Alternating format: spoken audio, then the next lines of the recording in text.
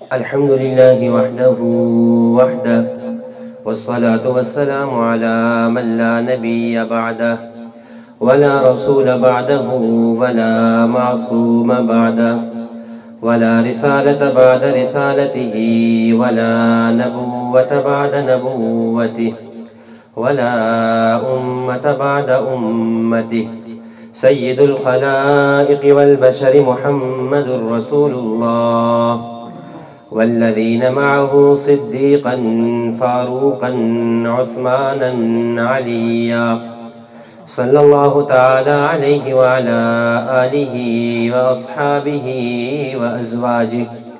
وأزواجه وعترته وأسهاره أجمعين. أما بعد فأعوذ بالله من الشيطان الرجيم. بسم الله الرحمن الرحيم. كل نفس ذائقة الموت. وقال الله تبارك وتعالى في مقام آخر: إنك ميت وإنهم ميتون.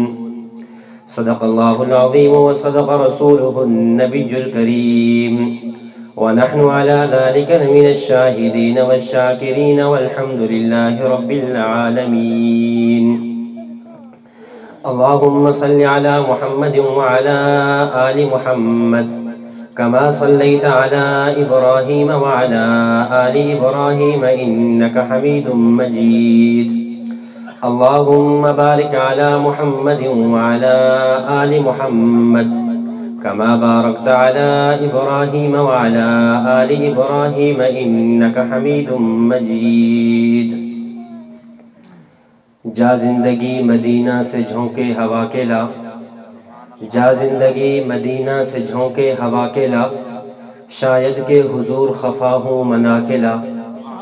کچھ ہم بھی اپنا چہرے باطن سنوار لیں، کچھ ہم بھی اپنا چہرے باطن سنوار لیں، صدیق اکبر سے عشق عین و وفا کے لا. دنیا مسلمہ پہ بہت ہی تنگ ہو گئی، فاروق اعظم کے دور کے وہ نقش عدل و وفا کے لا. محروم کر دیا ہمیں جن سے نگاہ نے، محروم کر دیا ہمیں جن سے نگاہ نے، عثمان غنی کے وہ زاویے شرم و حیا کے لا.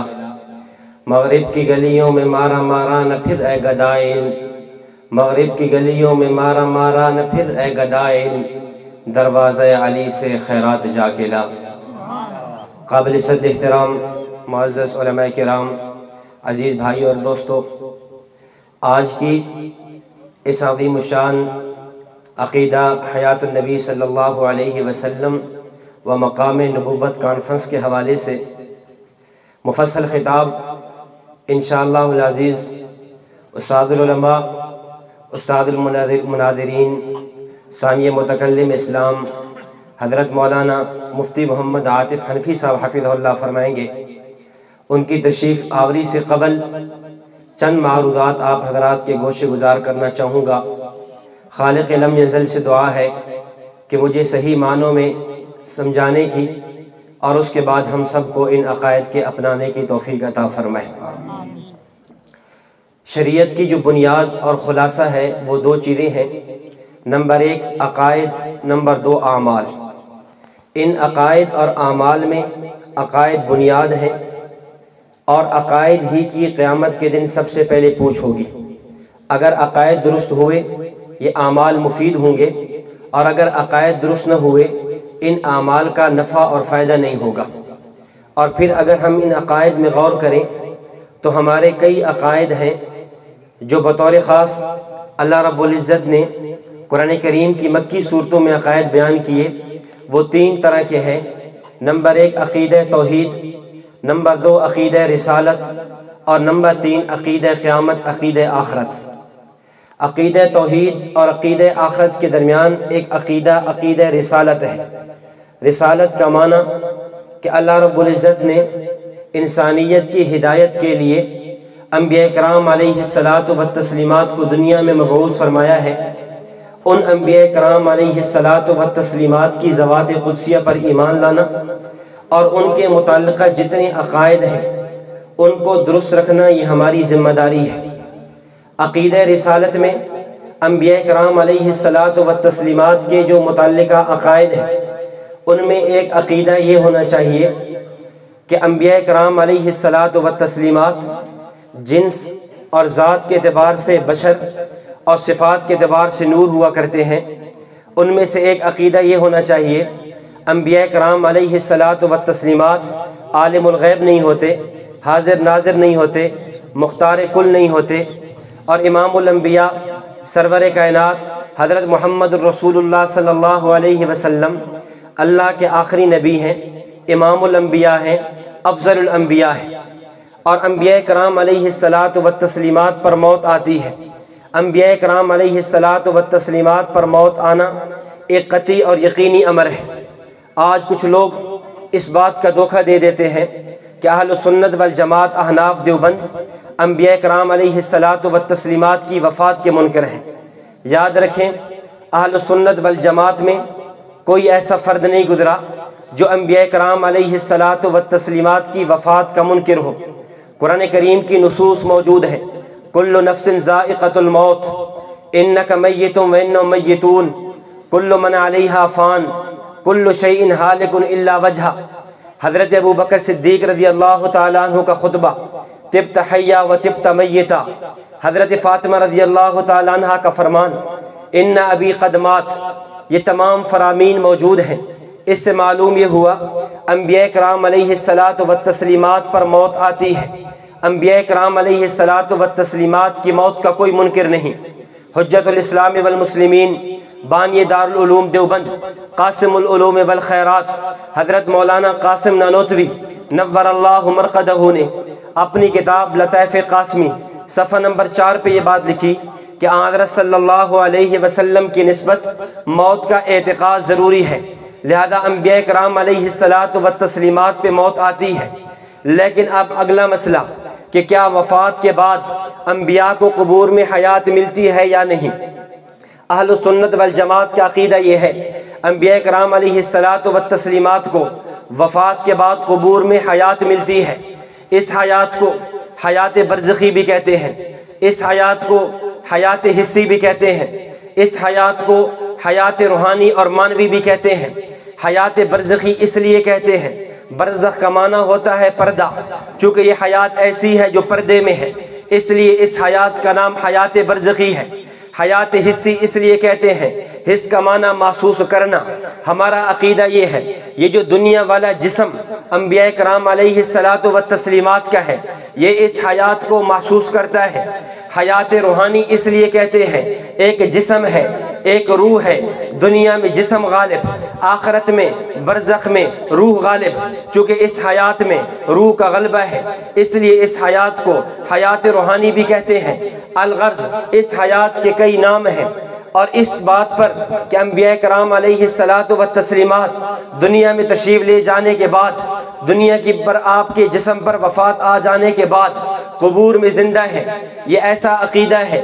اس پر اہل سنت والجماعت احناف دیوبند کے پاس اللہ کا قرآن بھی ہے، نبی کا فرمان بھی ہے، صحابہ کرام رضوان اللہ علیہم اجمعین کے آثار بھی ہیں، امت کا اجماع بھی ہے، اکابر علماء دیوبند کی تحریرات بھی ہیں، اور فریقین کی متفقہ تحریر جو شیخ القرآن مولانا غلام اللہ خان صاحب رحمہ اللہ کی نگرانی میں حکیم الاسلام قاری طیب قاسمی صاحب رحمہ اللہ کی آمد پر راجہ بازار تعلیم القرآن میں لکھی گئی، وہ بھی موجود ہے۔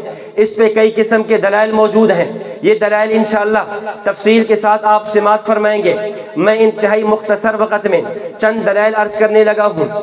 اس بات پر انبیاء قبور میں زندہ ہیں، ہمارے پاس دلیل میں قرآن ہے۔ قرآن کی آیت سورۃ البقرہ پارہ نمبر 2، اللہ تعالیٰ فرماتے ہیں، وَلَا تَقُولُوا لِمَنْ يُقْتَلُ فِي سَبِيلِ اللَّهِ أَمْوَاتٌ بَلْ أَحْيَاءٌ وَلَكِنْ لَا تَشْعُرُونَ۔ وہ لوگ جو اللہ کے راستے میں شہید کیے جائیں ان کو مردہ نہ کہنا، بل احیاء بلکہ وہ زندہ ہیں، وَلَكِنْ لَا تَشْعُرُونَ لیکن ان کی زندگی کا تمہیں شعور نہیں ہے۔ اس آیت کی تفسیر میں ایک یہ ہے میں خود تفسیر کروں، ایک یہ ہے میں اکابر امت سے پوچھوں، علماء دیوبند سے پوچھوں، اس سے پہلے اکابرین سے پوچھوں، آیا یہ دلیل انبیاء کی حیات فی القبر کی ہے یا نہیں؟ چنانچہ ہم نے تفاسیر میں دیکھا، ہمیں حکیم الامہ مجدد الملہ مولانا اشرف علی تھانوی صاحب رحمۃ اللہ علیہ بیان القرآن میں لکھتے ہیں اس آیت کے تحت انبیاء قبور میں زندہ ہیں۔ حضرت مفتی اعظم پاکستان مفتی شفیع عثمانی رحمۃ اللہ علیہ معرف القرآن میں لکھتے ہیں انبیاء قبور میں زندہ۔ حضرت قاضی ثناء اللہ پانی پتی رحمۃ اللہ علیہ تفسیر مظہری میں لکھتے ہیں انبیاء قبور میں زندہ۔ کئی ایک مفسرین نے اس آیت کو انبیاء کرام علیہ الصلاۃ والتسلیمات کے قبور میں زندہ ہونے کی دلیل مانا ہے۔ آیت نمبر 2 سورۃ النساء آیت نمبر 64 اللہ رب العزت فرماتے ہیں وما ارسلنا من رسول الا ليطاع باذن الله ولو انهم اذ ظلموا انفسهم جاءوك فاستغفروا الله واستغفر لهم الرسول لوجدوا الله توابا رحیما۔ اس آیت میں اللہ نے 2 حکم دیے۔ نمبر 1 نبی دنیا میں آئے، نبی کے بھیجنے کا مقصد کیا ہے؟ نمبر 2 اس مقصد میں اگر کمی ہو جائے، کوتاہی ہو جائے، قصور ہو جائے، اس کی تلافی کی صورت کیا ہے؟ اللہ فرماتے ہیں وما ارسلنا من رسول الا ليطاع باذن الله، نبی کو ہم دنیا میں بھیجتے اس لیے ہیں نبی کی بات کو مانا جائے، نبی کی اطاعت کی جائے، نبی کی فرمان برداری کی جائے۔ ہاں اگر اس فرمان برداری میں کمی ہو جائے، کوتاہی ہو جائے، قصور ہو جائے، پھر کیا کیا جائے؟ فرمایا ولو انہم اذ ظلموا انفسہم جاؤک، اگر یہ لوگ اپنی جانوں پر ظلم کر بیٹھے، اگر یہ گناہوں کے اپنے جسم کو آلودہ کر بیٹھے، جاؤک یا رسول اللہ آپ کی خدمت میں آئیں، فاستغفر اللہ اللہ سے بھی معافی طلب کریں، واستغفر لهم الرسول رسول بن کے لیے بخشش معافی، رسول بن کے لیے سفارش کرے، لوجد اللہ توابا رحیما، اللہ رب العزت توبہ قبول کرنے والے، رحم کرنے والے ہیں۔ چنانچہ اس آیت کو مفسرین نے آیت استشفاء کے نام سے لکھا ہے۔ آیت استشفاء کا معنی کیا ہے؟ معنی یہ ہے اگر آج کسی آدمی سے گناہ ہو جائے، وہ روضہ رسول پہ حاضر ہو جائے، حاضر ہو کر اللہ سے معافی مانگے، نبی کو اپنا سفارشی بنائے، اللہ اس کی توبہ کو قبول فرمائیں گے۔ میں نہیں کہتا، اس پہ مفسرین کے حوالہ جات موجود ہیں۔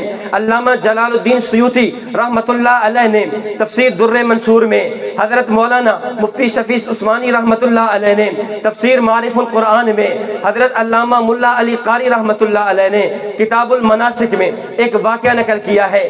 واقعہ یہ ہے عتبی نام کے ایک بزرگ ہیں، وہ نبی کی قبر پہ موجود ہیں۔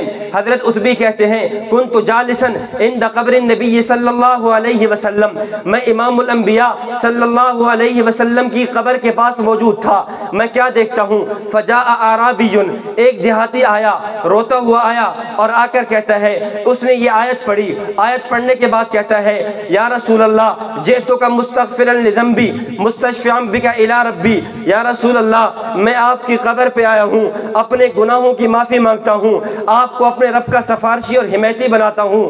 یہ کہتے ہوئے اس نے اشعار پڑھے یا خیر من دفنت فی التراب اعظمہ فطاب من طیبہن القاع والاکم نفس الفداء لقبر انت ساکنہ فیہ العفاف وفیہ الجود والکرم وصاحباک لا انساہما ابدا من السلام علیکم ما جرى القلم۔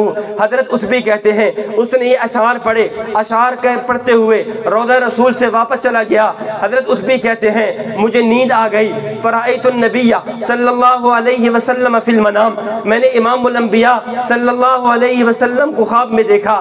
اللہ کے نبی فرماتے ہیں یا عتبی الحق الاعرابی فبشرہ ان اللہ قد غفر له، اے عتبی اس آنے والے دیہاتی کو خوشخبری سنا دیجئے کہ اللہ نے آپ کے گناہوں کو معاف کر دیا ہے۔ مفسرین نے اس آیت کو آیت ختم نبوت شان محمد مصطفیٰ عظمت محمد مصطفیٰ، مفسرین نے اس آیت کو آیت استشفاء لکھا ہے۔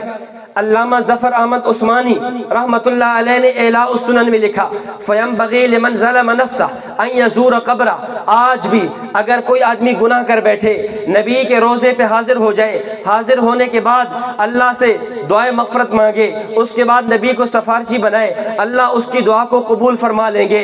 چنانچہ یہ آیت جہاں استشفاء عند قبر النبی صلی اللہ علیہ وسلم کی دلیل ہے، وہیں یہ آیت نبی اکرم صلی اللہ علیہ وسلم کے قبر میں زندہ ہونے کی بھی دلیل ہے۔ تیسری اور آخری آیت پیش کرنے لگا ہوں، سورۃ الانفال آیت نمبر 33، 10واں پارہ، 9واں پارہ کے اختتام میں اللہ فرماتے ہیں وَمَا كَانَ اللَّهُ لِيُعَذِّبَهُمْ وانت فیہم وما کان اللہ معذبہم وہم یستغفرون۔ اس آیت کے تحت آپ اٹھائیں مفتی اعظم پاکستان مفتی شفیع عثمانی رحمت اللہ علیہ کی معرف القرآن، مفتی صاحب نے اس آیت کو جہاں عقیدہ ختم نبوت کی دلیل بنایا، وہیں اس آیت کو حیات النبی صلی اللہ علیہ وسلم کی بھی دلیل بنایا ہے۔ دلیل کیسے؟ مشرکین مکہ نے بیت اللہ کا غلاف پکڑ کر یہ دعا مانگی، اللہم ان کان ھذا ھو الحق من عندک فامطر علینا حجارۃ من السماء۔ یا اللہ اگر یہ رسول یہ محمد جو اپنے آپ کو نبی کہلاتا ہے، اگر یہ واقعتاً سچا نبی ہے، تیری جانب سے بھیجا ہوا نبی ہے، برحق نبی ہے، فامطر علینا حجارۃ من السماء، پھر ہمارے اوپر آسمان سے پتھروں کی بارش نازل فرمائیے۔ جب مشرکین مکہ نے یہ دعا مانگی، مشرکین مکہ پہ عذاب نہیں آیا، آسمان سے پتھر نہیں برسے، آسمان سے عذاب نہیں اترا۔ مشرکین مکہ چوڑے ہو کر چل سکتے تھے، یہ کہہ سکتے تھے ارے ہم تو سچے تھے، ہم نے تو بیت اللہ کا غلاف پکڑ کر دعا مانگی تھی، اگر نبی سچا ہوتا ہمارے اوپر عذاب آ جاتا، ہمارے اوپر عذاب نہیں آیا۔ معلوم یہ ہوا نبی سچا نہیں ہے۔ اس پہ اللہ نے آگے آیت اتاری، وما کان اللہ لیعذبہم وانت فیہم۔ اس آیت کو سمجھنے سے پہلے ایک بات سمجھیے، اصول یہ ہے، مفتی شفیع صاحب رحمت اللہ علیہ فرماتے ہیں اللہ جب کسی قوم پہ عذاب بھیجتے ہیں، اللہ کی سنت یہ ہے، اللہ کی عادت اور طریقہ یہ ہے، سب سے پہلے نبی کو دائرہ نبوت سے نکالتے ہیں، نبی دائرہ نبوت سے نکلتا ہے، اس کے بعد اللہ عذاب بھیجتے ہیں۔ قوم نوح پہ عذاب بھیجنے کا ارادہ فرمایا، پہلے حضرت نوح علیہ السلام کو دائرہ نبوت سے نکالا ہے، نوح علیہ السلام دائرہ نبوت سے نکلے ہیں، پھر قوم پہ عذاب بھیجا ہے۔ حضرت لوط علیہ السلام کی قوم پر عذاب بھیجنے کا ارادہ فرمایا اسری بأہلک بقطع من اللیل واتبع ادبارہم، اے لوط اپنی قوم کو یہاں سے لے جائیے۔ حضرت لوط علیہ السلام نے دائرہ نبوت کو چھوڑا ہے، پھر اللہ کا عذاب اترا ہے۔ معلوم یہ ہوا نبی دائرہ نبوت کو چھوڑتا ہے، پھر اللہ کا عذاب آتا ہے۔ فرمایا یا رسول اللہ مشرکین مکہ کا شرک ایسا ہے، مشرکین مکہ کے کرتوت کارنامے ایسے ہیں، ان پہ عذاب آ جاتا، ان پہ پتھروں کی بارش بھی برسا دی جاتی تب بھی ان کے لیے کم تھا، لیکن ان پہ عذاب نہیں آئے گا۔ کیوں؟ وجہ کیا ہے؟ وما کان اللہ لیعذبہم وانت فیہم۔ اللہ کی سنت یہ ہے جب نبی دائرہ نبوت میں ہوتا ہے قوم پہ عذاب نہیں آتا۔ یا رسول اللہ آپ ان میں موجود ہیں، آپ کی موجودگی ان پہ عذاب نہیں آنے دیتی۔ نبی علیہ السلام مکہ میں موجود ہیں، عذاب نہیں آیا۔ سوال ہو سکتا تھا جب آپ مکہ سے مدینہ طیبہ آ گئے اب تو عذاب آ جاتا، فرمایا نہیں اب بھی عذاب نہیں آنا، وانت فیہم، آپ ان کے اندر موجود ہیں۔ جس طرح آپ کا دائرہ نبوت مکہ میں ہے، آپ کا دائرہ نبوت مدینہ میں بھی ہے۔ آپ علیہ السلام معراج پہ آسمانوں پہ تشریف لے جاتے ہیں، اب تو عذاب آ جاتا، فرمایا نہیں اب بھی عذاب نہیں آنا۔ جس طرح کہ آپ فرش کے نبی ہیں اسی طرح آپ عرش کے بھی نبی ہیں۔ اللہ کے نبی صلی اللہ علیہ وسلم اپنی عمر مبارک کے 63 سال پورے فرما کر دنیا سے تشریف لے جاتے ہیں، قبر اطہر میں چلے جاتے ہیں، اب تو عذاب آ جاتا، فرمایا نہیں اب بھی عذاب نہیں آئے گا۔ وانت فیہم، کیوں؟ اس لیے آپ کا دائرہ نبوت لامحدود ہے۔ جس طرح آپ مکہ کے نبی، آپ مدینہ کے نبی، آپ فرش کے نبی، آپ عرش کے نبی، اسی طرح آپ اس عالم کے نبی، آپ اس عالم کے نبی، دنیا میں بھی آپ نبی، برزخ میں بھی آپ نبی، آخرت میں بھی آپ نبی، قیامت کی صبح تک آپ کا دائرہ نبوت ختم نہیں ہونا اور اس امت پر اجتماعی عذاب نہیں آنا۔ محمد مصطفیٰ، شفاعت محمد مصطفیٰ، عظمت محمد مصطفیٰ۔ عقیدہ حیات النبی، عقیدہ حیات النبی، خلافت راشدہ۔ تو یہ آیت جہاں ختم نبوت کی دلیل ہے کہ آپ علیہ السلام کا دائرہ نبوت اتنا لامحدود ہے کہ کائنات کے ذرے ذرے میں جہاں اللہ کی ربوبیت ہے، رب کی ربوبیت ہے، وہاں امام الانبیاء صلی اللہ علیہ وسلم کی نبوت اور ختم نبوت ہے۔ اسی طرح یہ آیت اس بات کی بھی دلیل ہے، آپ علیہ الصلوۃ والسلام قبر میں زندہ ہیں، آپ علیہ الصلوۃ والسلام کے قبر میں زندہ ہونے کی وجہ سے امت اجتماعی عذاب سے محفوظ ہے، قیامت کی صبح تک اس امت پر اجتماعی عذاب نہیں آئے گا۔ یہ ایک نہیں کئی آیات مبارکہ اس بات پر موجود ہیں۔ نبی اکرم صلی اللہ علیہ وسلم اپنی قبور مبارکہ میں زندہ ہیں۔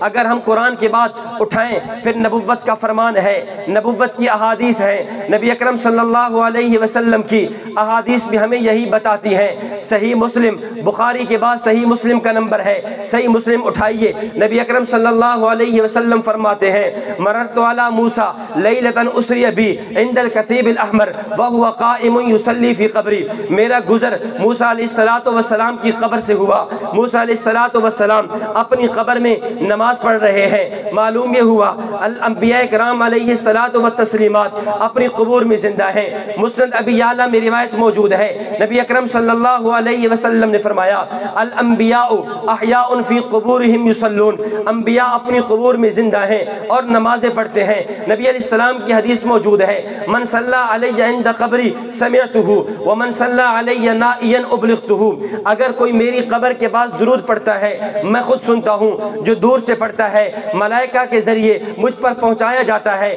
یاد رکھیں یہ وہ روایت ہے جس کو مختلف محدثین نے نقل کیا، وہاں پر حضرت مولانا رئیس المفسرین مولانا حسین علی الوانی رحمت اللہ علیہ، وہاں بچنا والے، آپ ضلع میاں والی آپ حضرات جانتے ہیں مولانا حسین علی الوانی رحمت اللہ علیہ کی شخصیت کو، انہوں نے بھی اپنی کتاب تحریرات حدیث میں اس کو نقل کیا ہے۔ اور وہ لوگ جو اپنے آپ کو مولانا حسین علی کا نام لیتے ہیں اور کہتے ہیں ہم مولانا حسین علی الوانی رحمہ اللہ کی تعلیمات پر عمل پیرا ہیں، ان کو غور کرنا ہوگا۔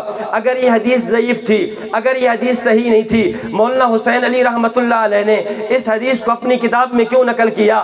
اس سے آگے بڑھ کر جب شیخ القرآن مولانا غلام اللہ خان صاحب رحمہ اللہ کا مناظرہ ہو رہا تھا مولانا احمد یار خان نعیمی کے ساتھ مسئلہ مختار کل پر، نبی کے حاضر ناظر ہونے پر، مولانا غلام اللہ خان نے نبی کے حاضر ناظر نہ ہونے پر جو دلائل قائم کیے ان میں سے ایک دلیل یہ حدیث بھی پیش کی تھی۔ مولانا غلام اللہ خان نے فرمایا تھا اللہ کے نبی فرماتے ہیں من صلی علی عند قبری سمعتہ، اگر میری قبر کے پاس کوئی درود پڑھے میں خود سنتا ہوں، دور پڑھے ملائکہ کے ذریعے مجھ پر پہنچایا جاتا ہے۔ سوال یہ ہے اگر حدیث ضعیف ہوتی شیخ القرآن مولانا غلام اللہ خان وہاں بریلویوں کے سامنے اس حدیث کو کیوں پیش کرتے؟ اگر حدیث ضعیف ہوتی رئیس المفسرین مولانا حسین علی الوانی رحمت اللہ علیہ اپنی کتاب میں اس حدیث کو کیوں نقل کرتے؟ آج امت کو یہ دھوکہ دینا چھوڑ دو، یہ حدیث ضعیف ہے، یہ حدیث ضعیف ہے، یہ حدیث قرآن کے خلاف ہے۔ یاد رکھنا یہ دھوکہ تو ہو سکتا ہے، اس کی حقیقت نہیں ہو سکتی، اس پر ہمارے پاس دلائل موجود ہیں، امت کا اجماع موجود ہے، اکابر علماء دیوبند کی تحریرات موجود ہے۔ اگر ہم امت کے اجماع کی بات کریں، علامہ سخاوی رحمت اللہ علیہ نے القول البدیع میں امت کا اجماع نقل کیا وَنَحْنُ نُؤْمِنُ وَنُصَدِّقُ، ہم اس بات کی ایمان لاتے ہیں، اس بات کی تصدیق کرتے ہیں انبیاء کرام علیہ الصلوۃ والتسلیمات اپنی قبور میں زندہ ہیں۔ اس کے بعد ہم آئیں اکابر علماء دیوبند کی طرف، حضرت مولانا قاسم نانوتوی رحمت اللہ علیہ سے لے کر موجودہ زمانے میں شیخ الاسلام مولانا مفتی محمد تقی عثمانی صاحب دامت برکاتہم العالیہ تک تمام اکابر علماء دیوبند کے ہمارے پاس کتابیں موجود ہیں، ان کے فتاوی موجود ہیں، ان کی تحریرات موجود ہیں۔ ان تمام حضرات نے اس بات کو لکھا انبیاء اپنی قبور میں زندہ ہیں۔ آج جو لوگ اپنے آپ کو دیوبندی ہونے کی رٹ بھی لگاتے ہیں، اپنے آپ کو دیوبندی بھی کہتے ہیں، اور پھر جب بات آئے علماء دیوبند کی تحریرات سے علماء دیوبند کی تحریرات کو نہیں مانتے۔ مولانا نانوتوی نے آب حیات میں لکھا، ہدیت الشیعہ میں لکھا، حضرت مولانا رشید احمد گنگوہی رحمت اللہ علیہ نے فتاوی رشیدیہ میں لکھا انبیاء قبور میں زندہ، حضرت مولانا خلیل احمد سہارنپوری رحمت اللہ علیہ نے براہین قاطعہ میں حضرت نے بذل المجہود شرح سنن ابو داود شریف کی عربی زبان میں 6 جلدوں پر مشتمل شرح، اس میں لکھا انبیاء کرام علیہ الصلوۃ والتسلیمات اپنی قبور میں زندہ ہیں۔ حکیم الامہ حضرت مولانا اشرف علی تھانوی رحمت اللہ علیہ نے امداد الفتاوی میں احکام اسلام عقل کی نظر میں دیگر کتب میں لکھا انبیاء کرام علیہ الصلوۃ والتسلیمات اپنی قبور میں زندہ ہیں۔ دیوبند مولانا عاطف معاویہ، فاتح مماتیت مولانا عاطف معاویہ۔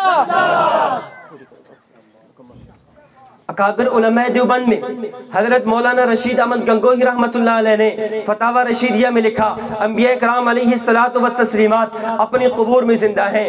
مفتی کفایت اللہ دہلوی رحمۃ اللہ علیہ نے کفایت المفتی میں لکھا انبیاء کرام علیہ الصلوۃ والتسلیمات اپنی قبور میں زندہ ہیں۔ حضرت مولانا شیخ الحدیث مولانا زکریا کاندھلوی رحمۃ اللہ علیہ نے اپنی کتاب اوجد المسالک فی شرح موطا امام مالک میں اسی طرح فضائل درود شریف میں لکھا انبیاء کرام علیہ الصلوۃ والتسلیمات اپنی قبور میں زندہ ہیں۔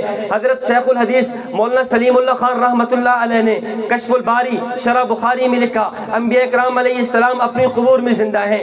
استاد محترم متکلم اسلام شیخ طریقت حضرت مولانا محمد الیاس گھمن صاحب حفظہ اللہ نے اپنی کتاب فرقہ مماتیت کا تحقیقی جائزہ اس میں مدلل مفصل قرآن کریم سے احادیث مبارکہ سے امت کے اجماع سے اکابر علماء دیوبند کی تحریرات سے ثابت کیا انبیاء کرام علیہ الصلوۃ والتسلیمات اپنی قبور میں زندہ ہیں۔ اس سے آگے بڑھ کر آخری بات کہنے لگا ہوں اور آپ چھوڑ دیں، جب 1962 میں دارالعلوم دیوبند سے حکیم الاسلام قاری محمد طیب قاسمی رحمۃ اللہ علیہ چل کے راجہ بازار تعلیم القرآن راولپنڈی میں تشریف لاتے ہیں، وہاں حضرت قاری طیب صاحب رحمۃ اللہ علیہ نے ایک تحریر لکھائی۔ تحریر کا متن یہ تھا کہ انبیاء کرام علیہ الصلوۃ والتسلیمات وفات کے بعد اپنی قبر میں بریکٹ میں لکھا برزخ شریف میں بتعلق روح زندہ ہیں، قریب صلاۃ و سلام پڑھا جائے خود سنتے ہیں، دور پڑھا جائے بذریعہ ملائکہ پہنچایا جاتا ہے۔ قاری طیب صاحب رحمۃ اللہ علیہ دارالعلوم دیوبند کا 40 سالہ محتمم مولانا نانوتوی کے پوتے، انہوں نے یہ تحریر لکھوائی۔ اس تحریر پہ ایک نہیں مولانا غلام اللہ خان صاحب رحم اللہ کے دستخط موجود، اس تحریر پہ مولانا نور محمد صاحب کے دستخط موجود، اس تحریر پہ مولانا محمد علی جالندری رحمۃ اللہ علیہ کے دستخط موجود، اس تحریر پہ خود مولانا قاری طیب صاحب رحم اللہ کے دستخط موجود۔ ان تمام حضرات نے دستخط کیے۔ اس کے بعد یہی تحریر ماہنامہ دارالعلوم دیوبند میں بھی چھپی، یہی تحریر خود تعلیم القرآن راجہ بازار راولپنڈی سے نکلنے والا ماہانہ رسالہ ماہنامہ تعلیم القرآن جون اگست 1962 اس کے اندر بھی یہ تحریر چھپی۔ آج کچھ علماء کچھ ان کے مولوی کہہ دیتے ہیں کہ جی اس تحریر سے رجوع کر لیا تھا۔ میرا سوال یہ ہے اگر اس تحریر سے انہوں نے رجوع کر لیا تھا، سوال یہ ہے یہ تحریر چھپی اس کے بعد آج 2022 ہے، 1962 سے لے کر 2022 تک کوئی ایک ایسی تحریر موجود نہیں ہے جس میں یہ کہا گیا ہو ہم اس تحریر سے رجوع کرتے ہیں، ہم نے جو عقیدے پہ دستخط کیے تھے وہ عقیدہ غلط ہے، اگر ہے وہ دکھا دیے جائیں۔ اس طرح امت کو دھوکہ دیا جاتا ہے کہ جی مولانا غلام اللہ خان صاحب نے اپنے عقیدے سے انحراف کر لیا تھا۔ بھئی اگر مولانا غلام اللہ خان اس عقیدے سے انحراف کرے، بھلا عقائد بھی بدل جایا کرتے ہیں، یہ تو ممکن ہے۔ آپ کا ایک منہج ہے، آپ کا ایک مسلک ہے،